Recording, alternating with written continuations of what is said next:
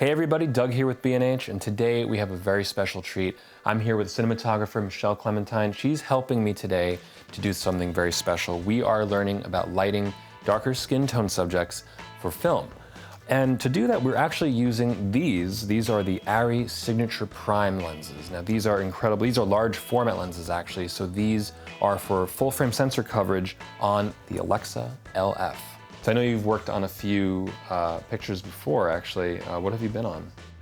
Well, I've been working in the film industry in the camera department particularly for 14 years, 10 of which have been in Local 600 ICG. Wow. It's been really nice working on a range of different projects, from music videos and commercials to TV shows and films. The first film that I worked on with the LF was actually If Beale Street Could Talk. I was just gonna ask you. Yeah, so we were one of the first, I think, productions to use that camera when it first came out. The image is so clean and so clear and so detailed. You see a lot of filmmakers right now who are using vintage lenses to kind of fight that too smooth look, you know? But those don't really work for the large format stuff. So there's more lenses that they're trying to come out with, like these Signature Primes that are, I think, just came out in the last year or two. They're hearing what we need and they're kind of like delivering on it. So it would be nice to kind of get to know these lenses and see how they play with this bad boy. That's awesome. All right, so we're gonna be setting up and we'll walk through the entire process and just follow us along. Let's start with a 35. We'll go wide and then we'll punch in tighter. We should come up on the legs because I'm thinking we should probably be like around here. So we're starting our first shot off with the 35 T1.8. These are consistently 1.8, which is great because you want to have that kind of control to stay in that shallow depth if you want, and if you're working in large format, you're probably gonna want to take advantage of it. I try to find what my source light is, what my key light is, and then depending on what the background is, a lot of times, especially when you're lighting for darker skin tones, you want to be able to separate them from the background. And you're trying to make sure that not everything is blown out. You know, like, everybody would just make everything brighter to compensate, but then while your actor is lit, everything else is kind of blown out. Is it a somewhat easier task now with better sensitivity in the shadows that we get with modern cameras? Is it easier now just in terms of lighting aesthetics, the way that people light nowadays? I think it's a mix of both. Yeah. But it's also these newer lighting techniques that it's just like, because we've got, you know, better lighting, we've got new technology and on all sides, we're trying to create some kind of foundation of reflecting the light instead of absorbing it. And so this is a rotopola.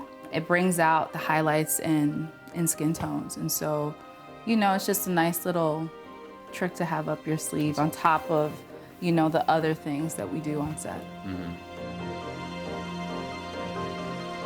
Let me see, I feel like what I'm getting in camera is not matching, so I'm gonna take out some blues. I feel like I could take out some of the greens and add a little bit of magenta to it to bring out her, she's got like a red undertone to her skin. You know, it's not just what you see, it's also like, what is their skin color like responding to in the light, you know? What kind of light is reflecting nicely off of her. So you'll see the difference when we go between where I had it at tungsten, you see? Oh yeah, wow. Wow. Yeah, it's very nice and balanced. This is daylight here. So you see that's too yellow. Right. Whereas this one was too blue. So this gives like a sort of nice medium in between the two when we keep it at the fluorescent lighting. And it's not because we have any fluorescent lights up, it's that between the yellow from the tungsten and the blue from the daylight is making a natural green, is putting us at a fluorescent color temperature with those two mixes. It'll be the lens that gives you the bokeh, and it gives you the characteristics, the physical, textural characteristics that you're looking for to make your image interesting. You know, if she's 8 feet away, and we're focused to that, but if I'm at a T4, I'll have a range of 4 feet that's completely in focus, whereas if I go at a 1.8, it'll give me maybe a 2 foot focal range, you know? So I personally normally like to shoot between a 2/8/4 split is kind of what I like, leaning more towards a 2.8. Right, I kind of agree with that. It's not too shallow. Yeah, it's not too shallow. It helps your focus pullers. Yes, yes. No, thank you. I've had a very extensive career as a focus puller, and I definitely, you know, I get a little anxious when we're all the way open. It's your time to shine, man. You got this. And action.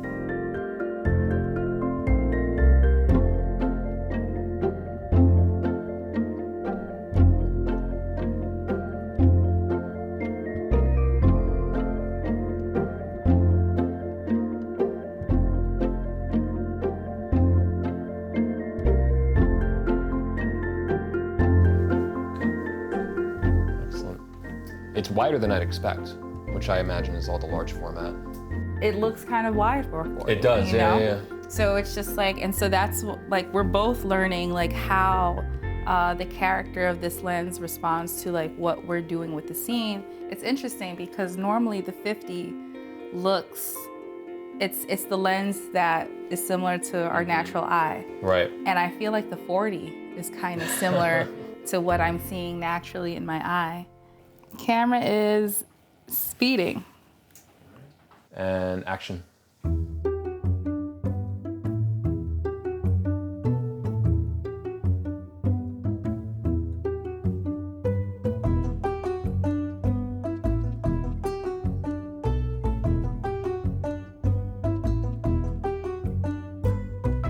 All right, I think we got that. And I think we could come around for an insert here. So we're swapping to the 75 now? Yeah. Oh my gosh. I knew it was lighter weight, but I didn't expect that much. And speed. And action.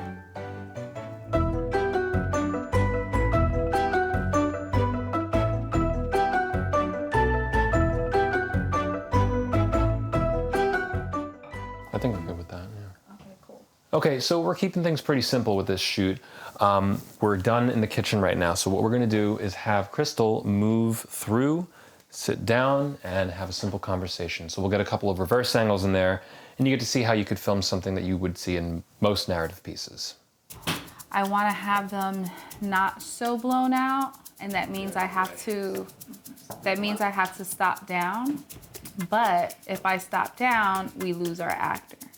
So if I were to properly expose him, all of this is just burning, you know? Like Yeah, I that, see like the that's kind of kitchen burning out. especially, Yeah. Is that full power on that? No, it's very low. It's doing something. If you could actually turn that light on and off so we could see the difference. Yeah. Yeah. Turn it back on. Okay. When we have it flooding out like that. That's why I don't have the light pointing directly at him, because then that would be his key light. Camera speed. All right, and action.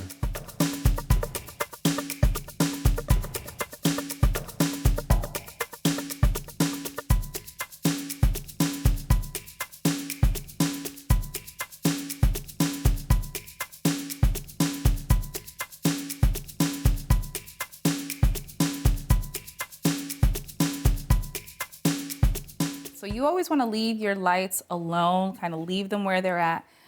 Find your angle, and then if there's anything that needs to change, you could change your lights from there. Right. So when we moved here, not only is it still kind of giving him his feel, but it also acts as a kicker for her. Really, when you're lighting anybody, but especially for people who are darker hued, is find a way to separate them from the background. Right. And because what she's wearing is almost similar in tone to what's in the background, separating her from that background is even more important. So now that we're essentially going into close-ups, you know, we've spoken a bit about like texture in lenses. How would you say, like, what kind of looks do you generally go for? Do you want something not too sharp, not too sterile? I know the consumers have 4K TVs now, but you know, in the film world, we're shooting, you know, 6K, 8K, 10K in some cases, you know? a lot of the go-to things to do is to add a kind of diffusion filter in front to kind of add texture to the lens, add texture to the image if you feel that it's a little too slick. You know, what I like about these lenses as we're going along is that they just look good. We have actors with great skin, and so you can't beat Mother Nature and genetics. But then when you have glass that is also good and it's not too, it's not too harsh on them, you know? So it's just like, so it kind of gives them a nice kind of, what I'm seeing at least, a kind of a nice gloss to them. We don't have diffusion filters here, but you kind of wouldn't know it because I do see like texture. It looks great. It's a good image, and the fall off, this feels like we're shooting anamorphic. Well, that's kind of what I was getting at before, because obviously this is a crop, but it's just so wide that you still have that impact. When she was in here, we had it lit to her. I think that she's slightly darker in tone than he is. So we just punched up the lights and had the daylight giving her the highlight. But once we moved into this area, because we were there, this now played the background, dimmed those lights down, but still kept it lit so that it felt sort of seamless between the shots, you know? But because most of our light, we needed it here and wanted to present our subjects, you know, in a good lighting, dimming down the background to punch up the foreground a little bit is another way to help balance out getting the proper, you know, exposure and tone. Very nice. Speed. And action.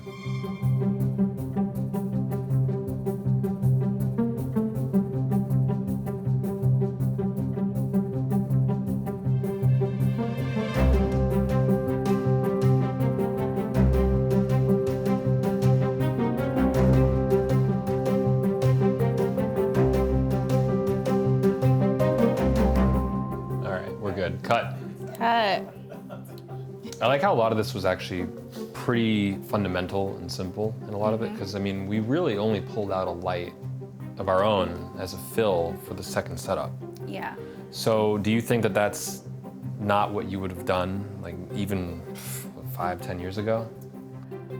Well, 5 or 10 years ago, you didn't have modern lighting in your home, you know, so the kind of lighting that you have now available to people at home is pro level.